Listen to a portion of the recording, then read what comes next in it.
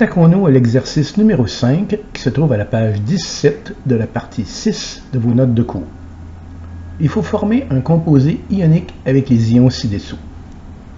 On a l'ion hydroxyde et l'ion calcium. Alors, quand on fait un composé ionique, l'ion qui est écrit à gauche, c'est toujours l'ion positif. Donc, on va avoir un composé qui va avoir Ca2+, et l'ion OH-.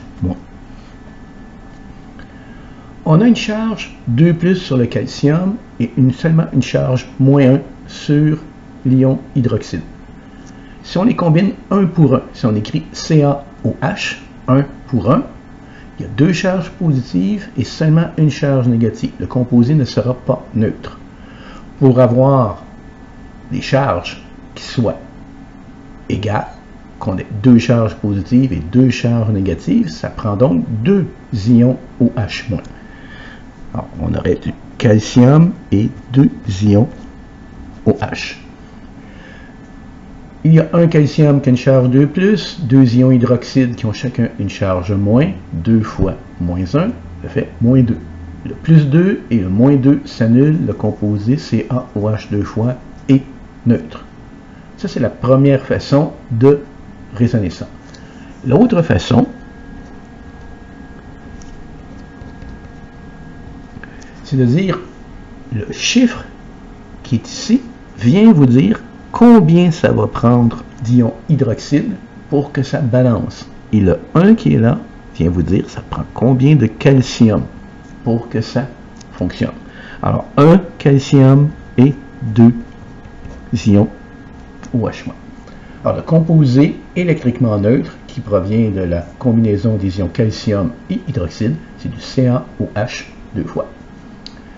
Et pourquoi les parenthèses? C'est parce que si vous écrivez ceci, si vous ne mettez pas de parenthèses, vous avez bel et bien 2 hydrogènes, mais il y a combien d'oxygènes? Un seul. Quand on écrit avec la parenthèse, ça dit clairement qu'il y a 2 oxygènes et 2 hydrogènes. Donc la parenthèse, elle est vraiment essentielle.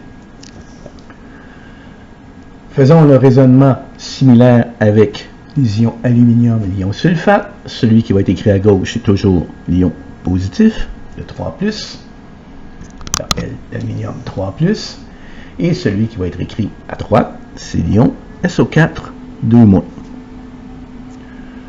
Le 3 qui est ici vient vous dire ça va prendre combien d'ions sulfate, et le 2 qui est là vient vous dire combien ça prend d'aluminium. Ça donne du Al2 et SO4. Il y en a 3.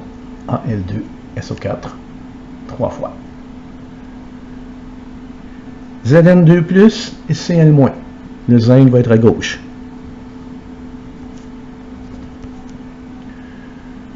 Deux charges positives, une seule charge négative. Si on les combine 1 pour 1, les charges ne s'annulent pas. Pour annuler les 2 charges positives, ça prend 2 charges négatives. Ça prend donc 2 ions chlorure. Alors, le composé va être ZnCl2. Et si vous voyez, une fois que c'est écrit, le 2 vient vous dire ça prend combien de chlore. Et le 1 qui est ici vient vous dire combien ça prend de zinc. 1 zinc, 2 chlore. Ni2+, F-. On est dans une situation très similaire à Zn2+ et Cl-. Alors la réponse, NiF2.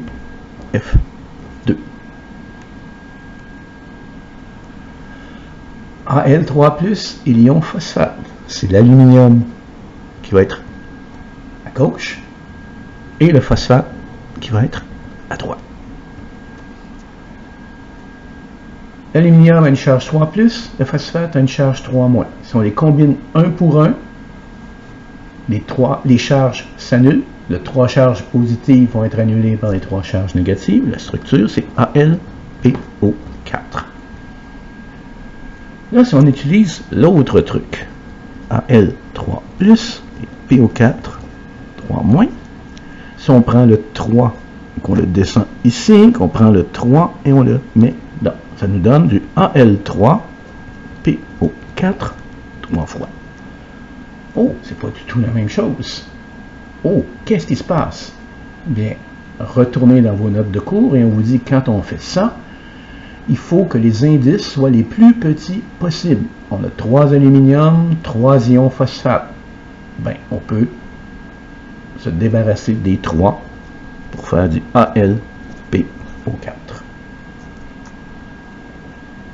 Et finalement, Na+, et NO3-, c'est le sodium qui va être écrit en premier, parce que c'est l'ion positif. Alors, on a une charge plus 1 sur le sodium, une charge moins 1 sur l'ion nitrate. Si on les combine 1 pour 1, les deux charges s'annulent. On a donc du NaNO3. Alors, formule finale, CaOH 2 fois, Al2SO4 3 fois, ZnCl2, NiF2, AlPO4. Les deux méthodes, si on n'oublie pas de réduire aux plus petits indices possibles, la même formule, AlPO4 et finalement NaNO3.